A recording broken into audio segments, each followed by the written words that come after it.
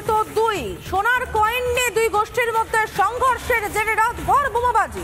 হাতিয়া গ্রামে রাতভর বোমাবাজি দুষ্কৃতীদের, ভোরেও বোমাবাজিতে কেঁপে ওঠে এলাকা। আমাদের সঙ্গে রয়েছেন প্রতিনিধি মনোরঞ্জন। চলে যাবো সরাসরি মনোরঞ্জনের কাছে। মনোরঞ্জন, প্রথমেই জানতে চাইবো, আজ ভোরেও যখন বোমাবাজি হয়েছে তাহলে এখন কি পরিস্থিতি?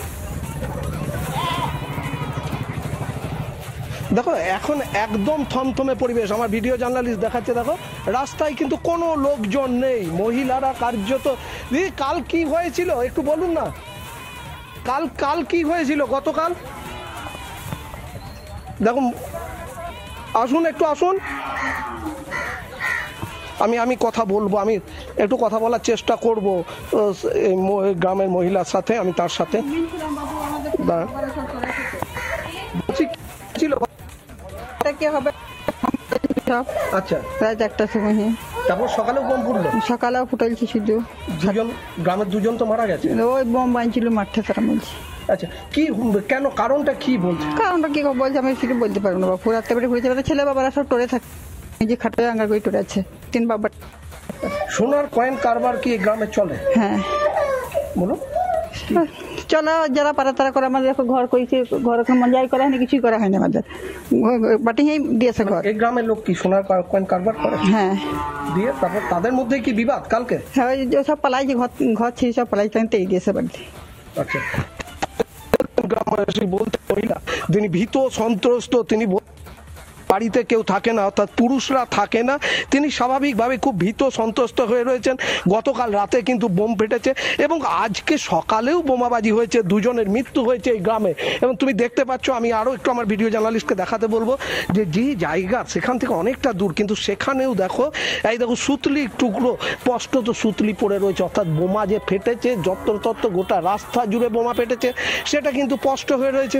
এবং দেখো কাঁচের টুকরোও কিন্তু বিভিন্ন জায়গায় পড়ে রয়েছে, অর্থাৎ সব মিলিয়ে দেখো বাড়ির এই যে কাঁচের টুকরো সেটাও কিন্তু পড়ে রয়েছে বিভিন্ন জায়গাতে।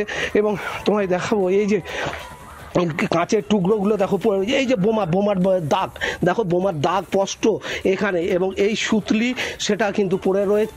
স্বাভাবিকভাবেই গতকাল রাতে কি পরিমাণ এবং আজ সকালে বোমাবাজি কতটা হয়েছে সেটা কিন্তু খুব স্পষ্ট হচ্ছে। এবং দুজনের ইতিমধ্যে মৃত্যু হয়েছে, 4 থেকে 5 জন আহত অবস্থায় হাসপাতালে চিকিৎসাধীন রয়েছে। গ্রামের পরিবেশ এই মুহূর্তে থমথমে, কেউ মুখ খুলতে চাইছে না গ্রামে যারা রয়েছে। এবং আমরা কিছুক্ষণ আগে যখন কথা বলছিলাম, তারা গ্রামে, একবার তুমি সঙ্গে থাকো, স্থানীয় বাসিন্দারা কি বলছেন শুনবো। থেকে গ্রাম ছাড়া ছিল, রাত্রে বোম নিয়ে চলে আসে, গ্রামে আক্রমণ করেছিল, আমাদেরকে সারা রাত বোম চার্জ করে নিয়ে আমার বেটারা বসেছিল বাস স্ট্যান্ড, ওইখানে বোম মেরে দিয়ে চলে যায়। ওই মোস্তাকি, মহিউদ্দিন, নাজির, জালু, সৈফুদ্দিন, এই তারপরে ফিরোজ। কারণটা আমরা গাঁ ছাড়া ছিল, কদিন আগে ঝামেলা হয়েছিল, গ্রামে ঝামেলা হয়েছিল, আমরা গাঁ ছাড়া ছিল।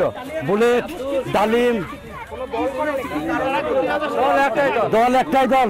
গ্রামে ওরা কিছু লোক গ্রাম ছাড়া থাকে, ওরা থাকার ফলে আগে রাত্রে হায়ানি গ্রাম ঢোকার ফলে ওরা রাত্রে গ্রামে ওরা কায়েম করতে পারেনি। তার পরিপ্রেক্ষিতে আবার ওরা সকালবেলায় সারা রাত বোম চার্জ করে, আবার সকালবেলায় দেখি এক জায়গায় বসেছিল, বোম চার্জ করে দিয়ে চলে গেল। গ্রাম দখল করবো ওরা, ওদের একটাই মানে মস্তানি মারবো ওরা, এটাই।